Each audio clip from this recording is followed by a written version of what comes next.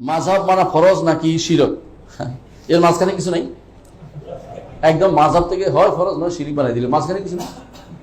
মাযহাব মানা জায়েজ, মাযহাব মানা জায়েজ, কিন্তু মাযহাব মানতেই হবে এটা বলাটা বেদাত হবে। মাযহাব মানবেন যে জানে না সে মাযহাব না মানলে কি করবে? এমন কোনো মানুষ নাই যে মাযহাব মানে না, এটা মিথ্যা কথা বলে। মাযহাব মানে কারো না কারো মাযহাব মানে। হ্যাঁ, যদি বড় ইমামের মাযহাব না মানে ছোট ইমামের মাযহাব মানে, দেখবেন এটাই। মাযহাব মানাটা জায়েজ, মাযহাব মানা কখনো শিরিক না। এমনি সাধারণত মাযহাব মানা ছাড়া কোনো আলেম ছিলেন না, সব আলেম সারা জীবন মাযহাব কিছু না কিছু মেনেছে। বড় হয়েছে যখন মুজতাহিদ হয়ে গেছে তখন মানার দরকার নেই। মুজতাহিদ হয়ে গেছে, আপনার কেউ কিন্তু মুজতাহিদ না, আমিও মুজতাহিদ না, সুতরাং আমরাও মাযহাব মানি, তবে নির্দিষ্ট একটাকেই মানতে হবে। এটা হলো সমস্যা, যে আমি একটা মাযহাবে মানবো আর কারো কথা মানবো না, এটা কিন্তু জায়েজ নাই। এটা হলো তাকলিদে শাখসি এবং এটা হলো তাকলিদে আমা, অন্ধ তাকলিদ করা।